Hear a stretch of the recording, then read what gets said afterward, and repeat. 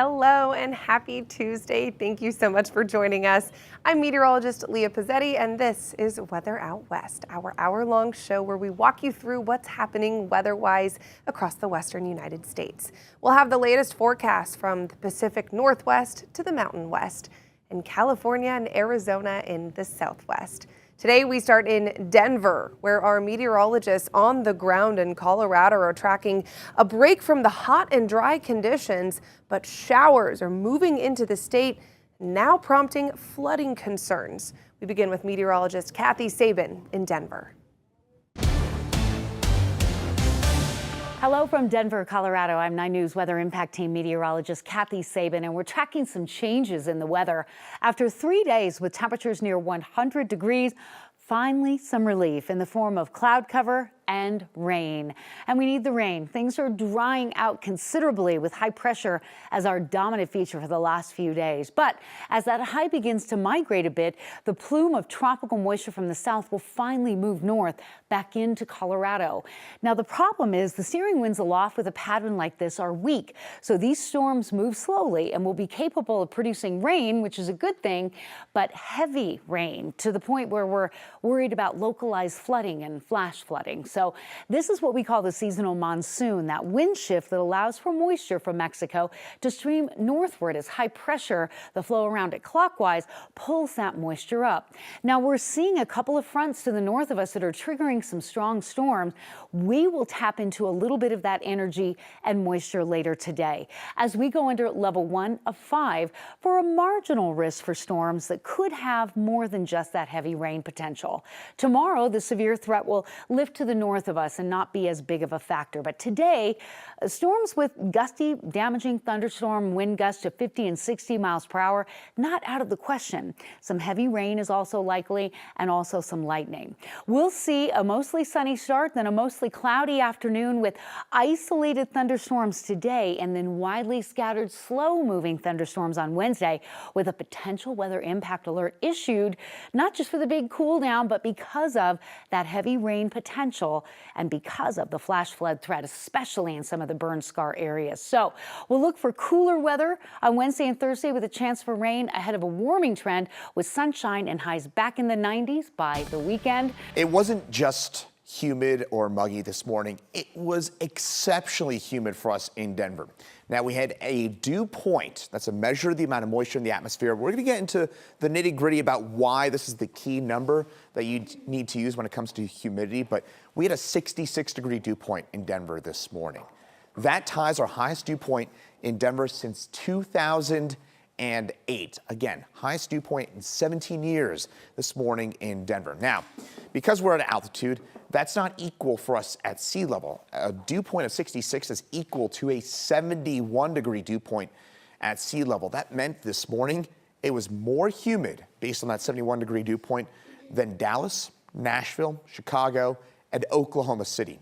It was truly Gulf Coast-like humidity that we felt out there this morning. And again, a dew point is the way to measure. So I know I'm going on mumbo jumbo, spitting out a bunch of numbers. Here's why it matters. Dew point is the temperature where condensation happens. So in order for you to get rain or snow even, you need that temperature to cool from a certain point down to another point. And that secondary point is the dew point, right? So if it's 71, 65-degree dew point, you need that temperature to cool down 6 degrees for condensation to take place. In other words, it's a measure of the amount of moisture that's in the air. And the higher the dew point, the more water you have to work with. So dew point is a far better measure of the amount of moisture than relative humidity. So again, relative humidity, that's just a percentage, but the dew point is the amount of water that is actually capable in the atmosphere. So it's like comparing, say, a salad bowl versus a shot glass 70s. or something like that. That's what a dew point is, and hopefully that explains why it was so darn muggy this morning. Oh, thank you, Chris. And that explanation is so good because, yes, we do often use relative humidity as meteorologists when we're giving our forecast. And to be completely frank, that may not be the best metric, as you just heard Chris explaining. Dew point is far more accurate, but unfortunately, relative humidity is much more common and maybe Understood, but maybe what people don't understand is relative humidity is just that. It's relative. It changes when we go from daytime highs to overnight lows, and as our temperatures change, that relative humidity changes as well. So it's maybe not as clear as that dew point. So yes, that dew point is a great thing to know, and if you can understand dew point, you'll have a better understanding of just how humid or muggy it is out there. That's another tool we use also when we're talking about fog formation. When we see our temperatures cooling to a dew point, that often can lead to fog formation as well. So we use that a lot. All right, now let's venture to Arizona, where the heat is here. The monsoon is also increasing storm potential in the southwest. Meteorologist Crystal Long is tracking the monsoon from Phoenix. I'm meteorologist Crystal Long in Phoenix, and I got to tell you what, Phoenix is going to Phoenix this week. We've pretty much zapped all of our monsoon storm chances now. It's just going to be your classic dry heat. Dew points are down into the 30s and 40s. Typically, during the middle of monsoon, you would expect to see 50s, 60s, 70s even. No, it is bone dry out there, and temperatures are hitting above average. We're going to keep tacking on to our 110 tally. Yesterday, we brought that count up to 18. We've almost met our yearly quota, and it's like, slow down, we're only in the middle of summer. Of course, last year overachieved like anything with a total tally of 70 days at 110 or hotter. Typically, we see our last 110 later in August, but we have taken it into October before. But here's the thing. Even though 18 sounds like a lot already, it's about half of what we had at this point in the calendar last year, as well as the year before. So hey, not too bad. It's painful, but it's not as harsh as it has been. It's not just Phoenix reading these above average temperatures, it is all of our Grand Canyon state. This afternoon, we're going to add an extra 6 degrees on top of seasonal standards to Phoenix, Prescott, make that 9 apiece for Payson as well as Winslow, and an extra 5 in Flagstaff and Page. It all works out to these numbers. 112 in Phoenix. I also have 112 with your name on it, Parker. Triple digits from Kingman to Page over to Winslow. Show Low's cracking 90 degrees. We'll also land in the 90s for Payson and Prescott, under more sunshine than anything. And at the very bottom of the Grand Canyon, we're still dealing with temperatures that rival thermometer readings in the valley. So we have this extreme heat warning that is going to continue to stay in place through the middle of the week for us, with those lower elevations below 4,000 feet towering beyond 110. Monsoon, it'd be really nice for you to kick in right now, but we're only going to kind of see a little bit of activity just kind of graze the eastern edge of our state today. Some isolated showers and thunderstorms sparking up for us. That's going to be the same zone to watch tomorrow for a little bit of a flare up, maybe a little bit more down towards the south. And then as we go into your Thursday, we could see some more clouds move into the valley, maybe some storms to our south, launching dust into the air. And I know what you're thinking. We don't need more dust. That's the only thing collecting in our rain gauges right now. We need the rain, but it really looks like any raindrops are going to favor that eastern stretch of the state. So we've pulled away that rain opportunity from the valley. It's mainly going to hang out in eastern Arizona, and all of our totals, when you add it all up this entire week, are staying on the very low end, barely measurable. Flagstaff may get a spritz, but that's about it. Here's 3 ways to say just how dry it's been in Phoenix this monsoon. We've only had 1 day with measurable rainfall, which gave us just 0.16, kind of wimpy, and we have an extreme drought status in the valley right now. Flagstaff, usually, you go big with your storm chances, but again, these storms really going to be favoring eastern Arizona, so it's slim pickings for you, about a 30% chance on Thursday and Friday. We go dry and warm for your weekend. In the valley, your 7-day forecast is chock full of 110 temperatures. We've got warm wake-up calls in the 80s. We're just living up to our reputation of a dry heat. And this weekend was definitely made for spending time in the pool or get your movie tickets now. Thank you, Crystal. We are very thankful for movie theaters. Well, still ahead after the break, those same showers that are sliding through Denver and Phoenix could also make their way all the way up to the northwest. We'll continue to track storm potential from Idaho and Oregon.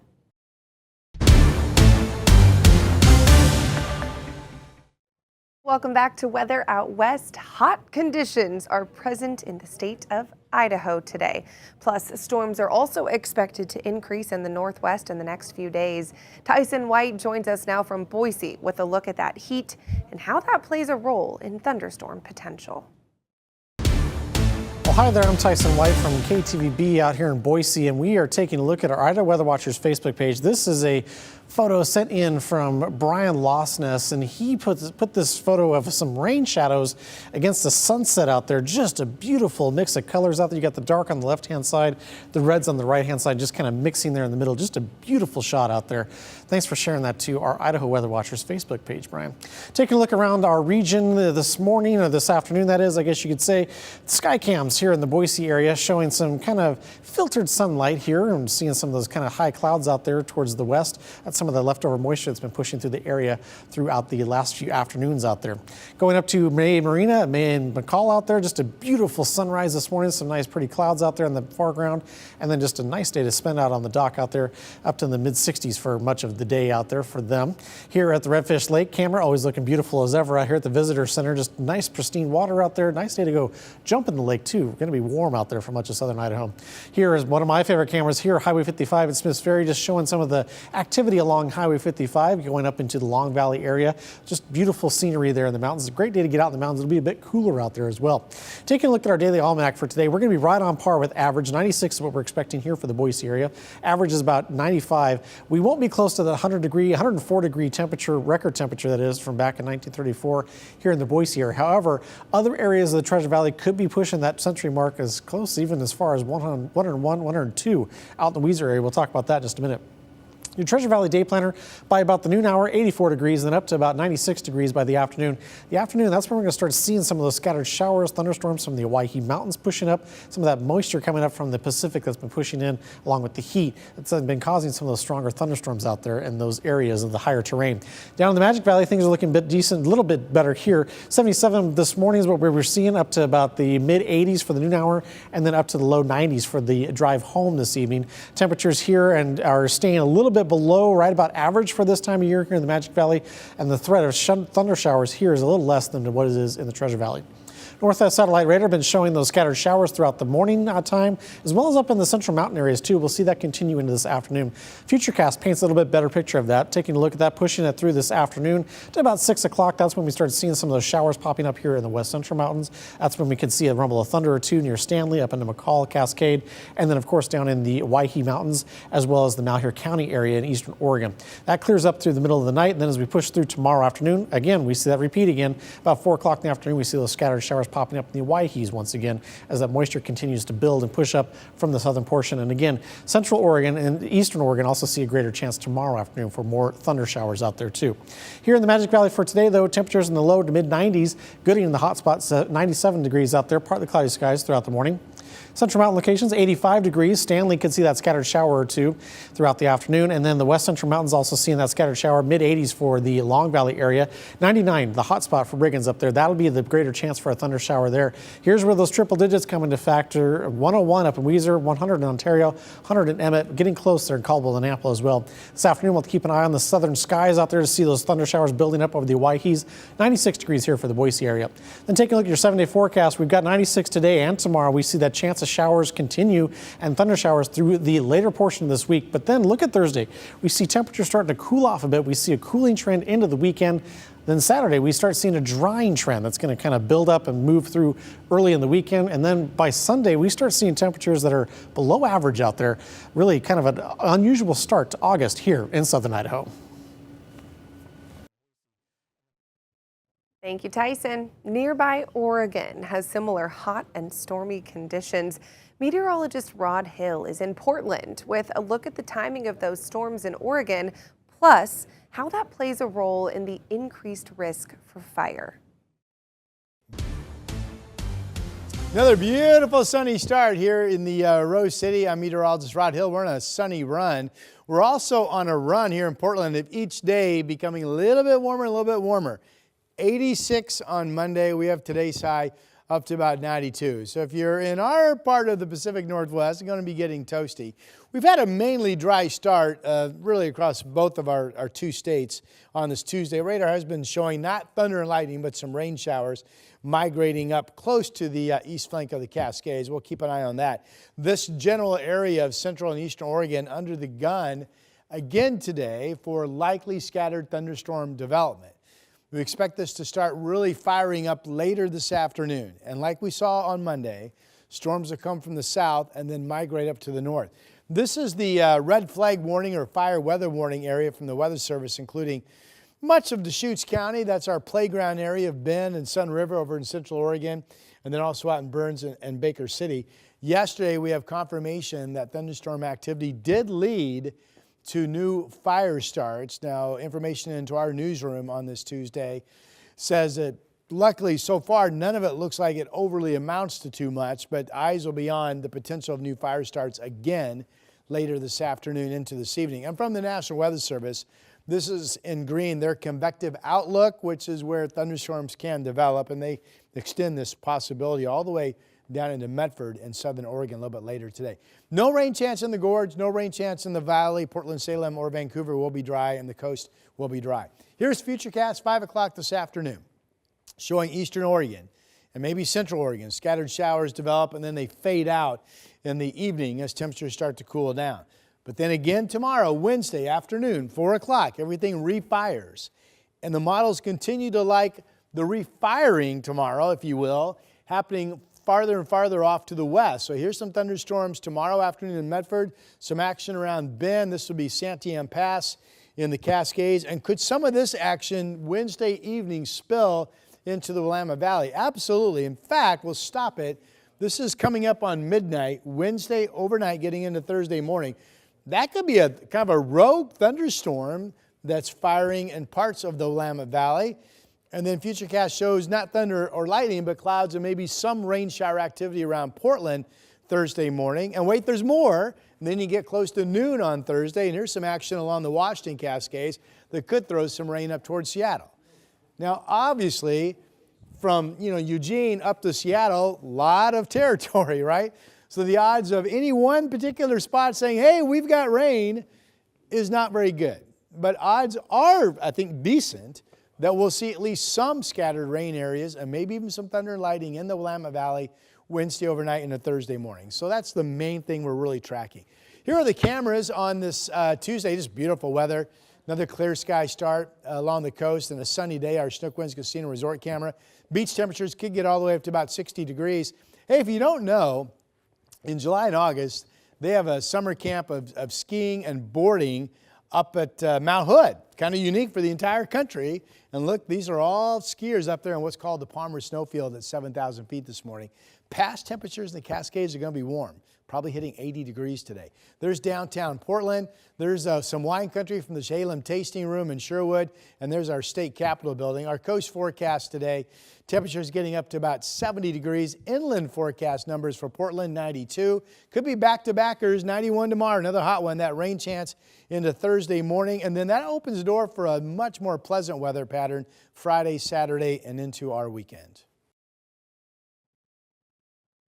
Still ahead after the break, we've hit the hot spots. Let's find the areas along the west coast that are catching some relief. We'll show you the forecast from Northern California to Southern. Stay with us.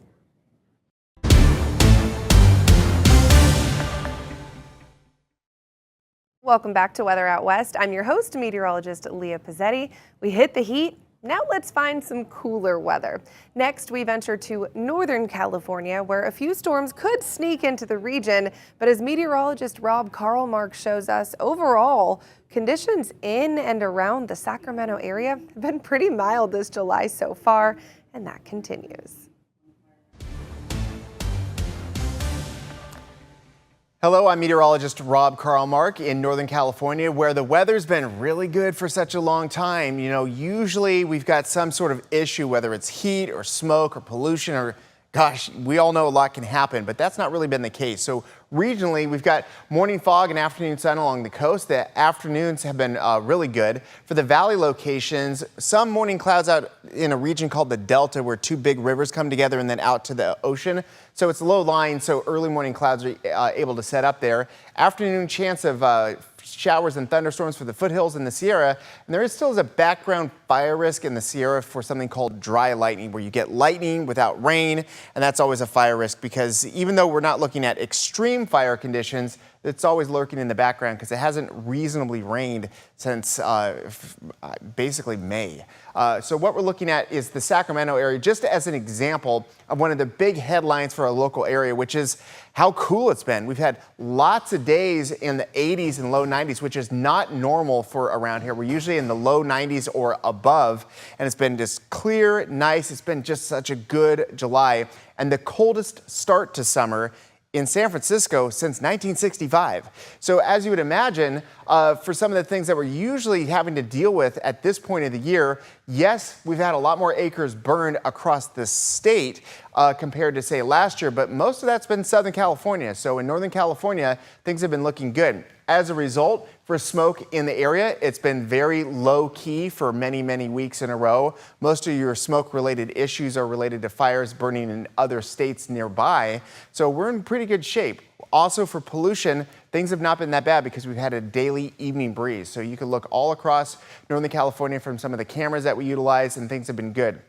One major benefit from the onshore wind is that we typically tend to see poor air quality because we're in a bowl, but onshore wind has helped move the particles around, disperse the air quality particle or the pollution particles, and we've been in much, much better shape. As far as your Tuesday temperatures go across the region, you could pick a couple spots where you're going to be. These are very normal temperatures for this time of year. One of the things that you'll see is for the afternoon temperatures in the Bay Area and some of these other spots, they're going to be on the cool side because you're closer to the cold Pacific Ocean. We've got 62 for Monterey, 93 in Paso Robles, one of the inland valleys. It's close to the ocean, but a couple ranges over, it really dries out and starts to warm up. For the Bay Area, which consists of the San Francisco Bay and places like the East Bay, which is Oakland, 70 degrees for your high temperature, 67 for San Francisco. Again, once you get away from that cold Pacific Ocean, which is in the 50s right now, you tend to see the temperatures really shoot up. We're looking at 90 Rio Vista, 93 for Tracy, 86 Livermore, 76 for Fremont. And then for far Northern California, which is so tucked away, even though there's higher elevation mountain ranges around it, it just bakes in the sun. And these are normal temperatures for places like Redding, one of the hottest consistent places in the summer for Northern California, topping out at 101 degrees. Lassen National Park, 79, which is about 6,000 to 7,000 feet up for some of the places that people like to visit, looking at the mud pots, what have you. It's 96 for Modesto, 97 in Patterson, 94 Galt. Places like Sacramento, again, can be hot in the summer, but these are typical average temperatures for this time of year. Widespread heat is normal, and it's been a while since we've been to normal, so this is something new for us locally, but not new for the summertime temperatures. Across the region, the higher elevations will be dealing with mountain showers and thunderstorms and even some short-lived, brief, tiny hail. About pea-sized hail is what we can expect from those storms today. Over the next 7 days, we're going to be cooling down with highs in the 80s by Wednesday and then back to the 90s the rest of the week. Up next, let's head down to Southern California. Meteorologist Vanessa Paz has a look at the cooler and more mild conditions down in San Diego as well. Well, happy Tuesday, everyone, from San Diego, California. I'm CBS 8 meteorologist Vanessa Paz. This is what it looked like earlier in Mission Bay. This is facing Fiesta Island. Usually it transitions over to the south facing SeaWorld, which I'm sure a lot of people are familiar with if they've traveled to San Diego. As we switch gears and take another look outside for what we saw earlier, and switch over to the graphics. If we could switch over to my graphics, this is what it looks like from the Soledad sky cam towards the pier. Sun rose just after 6 a.m. and it'll set tonight just before the 8 o'clock hour. We're seeing most of those clouds cover the coastal areas to start off our Tuesday, but closer to the inland valleys, we're already seeing a lot of those clouds mix out, which will make way for rapid warming. In comparison to yesterday, this morning trended a little cooler, just by a few degrees or so. We woke up mostly in the 60s, mid 60s from Oceanside all the way down to about Chula Vista. And out in Ramona, we're still in the 60s in Ramona as well as El Cajon, low 60s in Alpine. This afternoon's shaping up nice, though. We have this ridge of high pressure. Southern California is currently sitting in between two systems. A ridge of high pressure, also known as a dome of really warm air, is bringing excessive heat to parts of the south as well as the east, triggering heat advisories as well as excessive heat warnings. And it's also pulling in some monsoon and moisture, bringing flooded rains to states just to our east, including Arizona as well as New Mexico. Depending on how west this ridge shifts will determine on how much moisture it picks up towards the end of the week for us here in SoCal, which means that some areas could have an uptick in humidity levels, which could result in muggy conditions towards Thursday and Friday. As of right now, the chances for that look fairly minimal, but we will continue to track that system as it shifts more towards Southern California. Depending on where this lands next week will also determine on how August starts. So August for Southern California could start off on a really warm note, but as of right now, the temperatures look fairly seasonal all the way through the start of the new month. In comparison to where we should be for this time of the year, daytime highs are going to trend near seasonal, and that goes for the coast as well as the inland valleys. We'll be hitting the mid to high 70s along the coastal communities, and closer to the inland valleys and foothill communities, daytime highs will inch close to that 90-degree mark. Meanwhile, triple-digit extreme heat continues to blanket some of the desert communities, including Borrego Springs as well as Ocotillo Wells. As we take a look at today's highs for Tuesday across San Diego County, the coastal areas will top out in the mid to low 70s, pretty comparable to yesterday. Meanwhile, mid to high 80s for the inland spots and low 90s in our mountains, nearing 110 in our deserts. All right, our Padres have made it back into town. Yesterday was their first game in the Mets series, and tonight is their second game at 6:40. So if you know anyone who is here for the game or you're traveling to San Diego for the baseball games, we are going to be in the mid 70s once the warm peaks around the 1-2 o'clock hour before dropping back down into the 60s around 9-10 o'clock. All right, here's what the next 7 days looks like for us here in San Diego, California. We'll be in the high 60s pretty much every single day through next week. Not a lot of fluctuation when it comes to those daily highs and the spread each day all the way through the weekend. The inland valleys will top out once again today in the high 80s. We'll climb a few degrees on Wednesday. Wednesday is looking like the warmest day of our work week, and then we'll see those temperatures drop a few degrees or so Thursday and Friday, then rise right back up just in time for the weekend. For the mountain areas, subtle daily changes all the way through the weekend. Today will be the coolest day of the next 5, and then we'll slowly start to rise closer to the mid 90s by the time we get to the weekend, and then back into the high 80s, low 90s by next week. The desert areas inching towards that 110 mark for the next 7 days. One of the hottest days will be for the first half of the weekend. Thanks, Vanessa.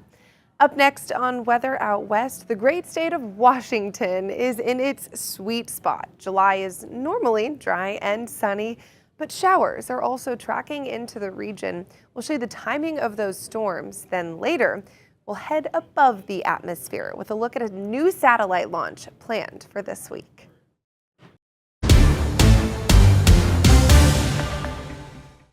Welcome back to Weather Out West. If you've been to Washington in the summer, you know it is known for sunshine and comfortable conditions. That remains true for some of this week, but a few storms are also inching into Washington. We'll start to the east. Let's get to meteorologist Thomas Patrick in Spokane with a look at heat and eventual storm potential this week in eastern Washington. I'm meteorologist Thomas Patrick in Spokane, Washington. We are in for a hot finish to the month of July with temperatures in the mid-90s for these next 3 days in a row. You won't find any shade in the skies, absolutely blue and clear as can be, with of course the pavilion there in the foreground, beautiful at Riverfront Park. But some decently serious heat this week. I wouldn't go so far as to call it extreme heat for eastern Washington, but definitely expected as late July ends up being some of our hottest weather on average each year. And that's about where we're at, with, of course, plenty of sunshine and no rain until the very late end of the week. In fact, it's basically as the heat breaks is when we get our next chance for any rain with the incoming cold front on Friday. But until then, expect temperatures in the mid-90s. For Spokane, 94 degrees for today versus the average of 87. So only a difference of 7 degrees there. Nothing extreme, very much expected to be this hot, but it doesn't necessarily dampen how hot it feels outside, especially for those that do have to work outdoors. So if you're out there for more than just an hour or two, certainly make sure to drink plenty of water, stay hydrated, find air conditioning, and take breaks as necessary. Not just today, but the next 3 days in a row. So here we go today, about 95 degrees. Let's call that the average between Spokane, Washington and Coeur d'Alene, Idaho. Just a pinch warmer over central Washington. Those will be the locations that are likely to hit 100 degrees during the stretch this week. I think Wednesday ends up being the hottest day around central Washington, 101 in Moses Lake, 100 in Omak, 101 in Chelan, even 105 out towards the Tri-Cities in southern Washington. Also add Lewiston, Idaho into the equation there. Those are our usual suspects in terms of the hottest locations for this region of the Northwest, but in Spokane at 96 degrees, that should be about as hot as it will get for this week. Those normal hot spots, I mean, even the images for the along I-90 out towards Warden, Moses Lake, it just looks hot and dry. Notice how just kind of brown and tan the grass is there on the sides of the road. Same up in Omak as well. That doesn't help when it comes to the heat. The drought-stricken conditions of central Washington probably just amplifying those temperatures by another degree or two. Speaking of which, when we look at Spokane, the forecasted high of 95 degrees, well, I'm trying to match what the airport is going to save, that for accuracy concerns. But over downtown, where there's a lot more of an urban heat island effect, be that more concrete, asphalt, blacktop, and just buildings in general, well, all of that absorbs the sun's heat a lot more efficiently than grass, trees, or other vegetation does. So that heat radiates back into the air and causes quite a temperature difference for a more sprawling urban area versus the rural location. So even though the forecast is about 95, for those that are outside downtown, probably going to experience temperatures in the hundreds. Not just the feels like temperatures, but the actual air temperatures. If you had a thermometer out there, you're likely going to be reading triple digits, again, for the urban heat island that is Spokane versus the airport observations out towards Airway Heights. And it does stay hot through the end of July here, these next 3 days, all in the mid-90s before that heat breaks on Friday. When we look at the big picture pattern, not a whole lot happening for the Pacific Northwest. And I've highlighted this recently that the Columbia Basin of central and eastern Washington ends up a bit drier than normal, especially compared to some of the mountains on the outside. Thursday is kind of that next day where the mountains get a little bit more active with some isolated thunderstorm activity, but it will take until Friday for us to get more reasonable scattered shower chances. So we finished July hot, mid-90s the next 3 days in Spokane, and then the temperatures break back into the 80s for early August. Thank you, Thomas. It's hard to believe July is almost over. Well, Western Washington also has the potential for storms to roll in.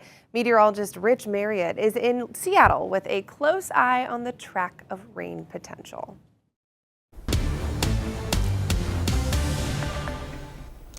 Good morning. I'm meteorologist Rich Marriott in Seattle, and a beautiful day headed for Puget Sound today. We're going to be looking for lots of blue sky and blue water around as we head into Seafair Week for Puget Sound, and see a gorgeous day there in Bellingham. Somebody's making an early return, it looks like, of their boat. I've been watching them go out, not come in so far today, so maybe forgot something. Always a possibility. Check on the Columbia Tower cam, looking out there towards Mount Rainier, kind of zoomed in. You see a lot of haze out there. Some of that could be wildfire smoke. We do have a couple of fires in Mason County, especially the Bear Gulch fire, producing quite a bit of smoke. Mostly it's up off the ground, but a little bit making it down into the lower layers early in the day anyway. And we'll look at that air quality in just a minute. It really is not being badly affected by the smoke that's blowing on through. Checking at the airport, a busy morning out there. A lot of cars getting ready to drop off people that are going to be leaving town during some pretty nice weather here for the next few days. Out along the coast, we've seen a little bit of low cloudiness, still kind of in there, but get a sense that the sun's trying to break that out, and we should see sunshine out there there along coastal beaches a little bit later on. It has been a very dry month around western Washington, especially out at the airport, which is one of our main climatological stations. They've only had 1/100 of an inch so far, and that was out of a little bit of a drizzle that fell early last week.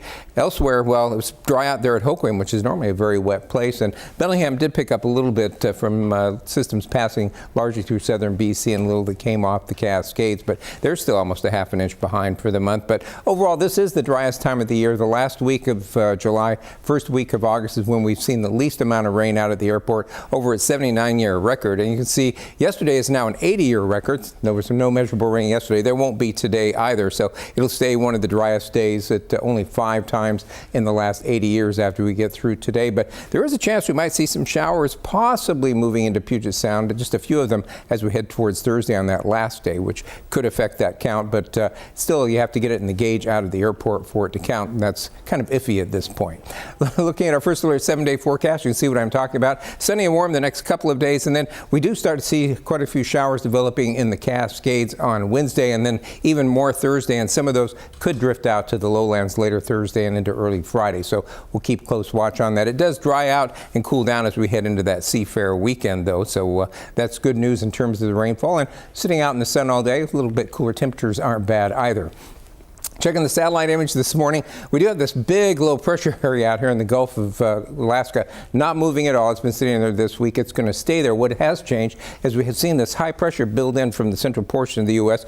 A lobe of that has kind of moved up over us for the next couple of days, giving us those warm temperatures. Then it's going to be retreating and heading on out of here as we head towards midweek. That's going to allow some moisture from that low to head up our way and give us that risk of showers in the Cascades that could drift out into Puget Sound later Thursday into early Friday.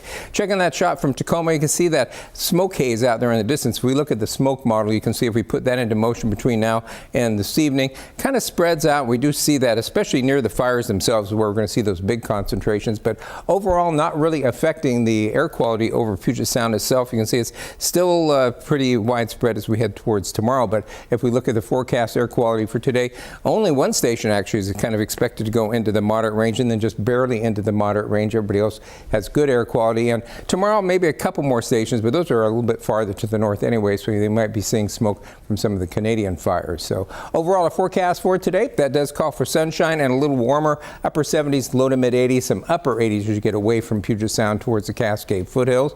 As we head into tomorrow, about the same, but we will start to develop a few showers or thunderstorms up in the mountains in the afternoon on Wednesday.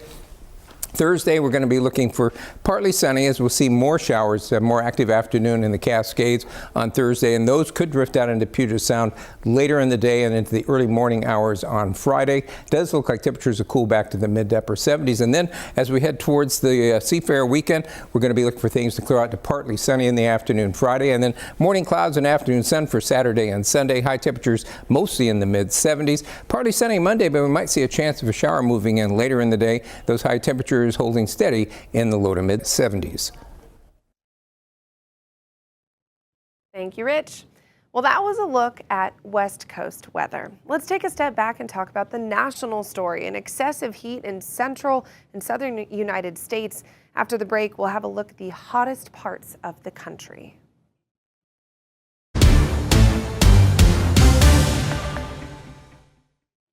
Welcome back. The West Coast has some warm spots, but so do other parts of the country. Meteorologist Julie Martin is tracking those heat advisories plus storms rolling through the East Coast as well. Well, we're in the midst of a stifling heat wave this Tuesday. In fact, for many of us, especially in the deep south, it's going to be the hottest day of this stretch. We're looking at high heat and humidity impacting about 160 million of us across the country. In terms of the severe weather, we have a minimal threat, but the flooding is something we'll have to watch as we head into the high plains. All right, take a look at these forecast highs for your Tuesday. The eastern half of the country, just in the thick of it, 98 in Memphis, 100 in Little Rock, almost 100 there in St. Louis.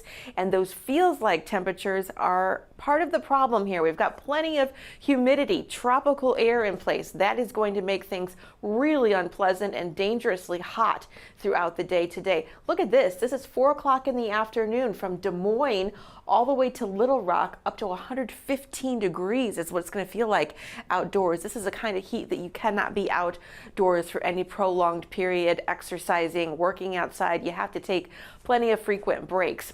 Not too bad as we head into the Pacific Northwest, feeling pretty comfortable, and then of course hot in the desert Southwest. So the excessive heat advisories are here in orange, and we are looking at, again, a big chunk of our population going to be dealing with this really dangerous heat for at least another couple days before a front does slide on through, and that's going to help moderate things out.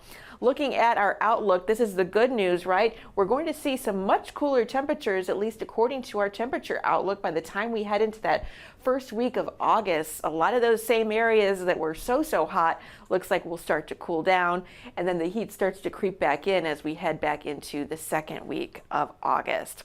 Our severe threat looks like this. It's pretty minimal. We have a marginal to slight risk here in the plains from Montana all the way over toward Iowa. Heavy downpours are possible, though. This is a look at that flood threat really as we head throughout your Tuesday. Looks like southern Minnesota and northern Iowa are going to be kind of in the bullseye, if you will. So we'll watch for any flood alerts for you.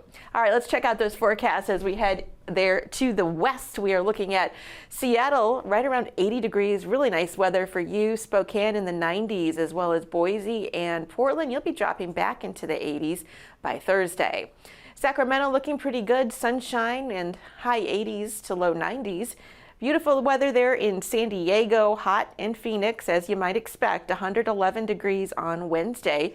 And Denver, looking nice for you, staying in the 80s. Hot across the Lone Star State. We've got the triple digits all across the board. And the Deep South, this is where it's really going to be bad today. Looking at temperatures, again, topping out around 100 degrees for most of us. Here in St. Louis, Louisville, Charlotte, same goes here. This is an extreme heat, a dangerous heat, and then in and around the Great Lakes looking much nicer out there with Minneapolis in the high 70s by Thursday. Nice in New England as well as Buffalo, our nation's capital, heating up to 98 by Wednesday, and Norfolk at 94. Thanks, Julie. Still ahead after the break. Right now, NASA is prepping to launch a groundbreaking new satellite into outer space. We'll have a preview of the mission for this new tool and the information scientists hope to gather from it.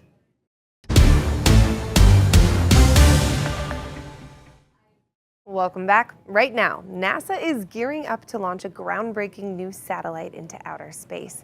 It's a mission more than a decade in the making, and it's expected to launch tomorrow.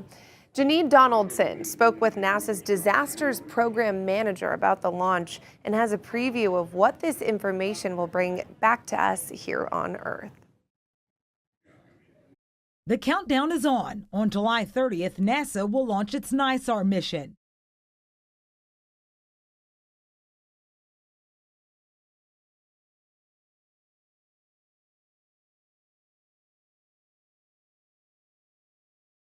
Dr. Shanna McClain, Disasters Program Manager for NASA, says whether you're interested in floods, fires, or food security, there's nothing NISAR won't be able to inform.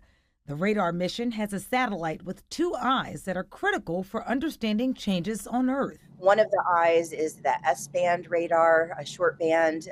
This helps us see through cloud cover and tree cover and really understand what's happening on the ground. Even seeing floods through thunderstorms.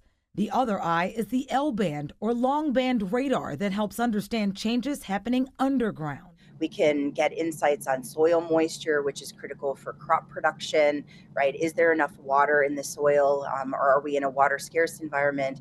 But it can also answer questions about landslides, earthquakes, and a lot of other hazards. The mission will be the largest data collection NASA has ever pursued. We're talking multiple petabytes of data. For reference, 1 petabyte is 1,024 terabytes.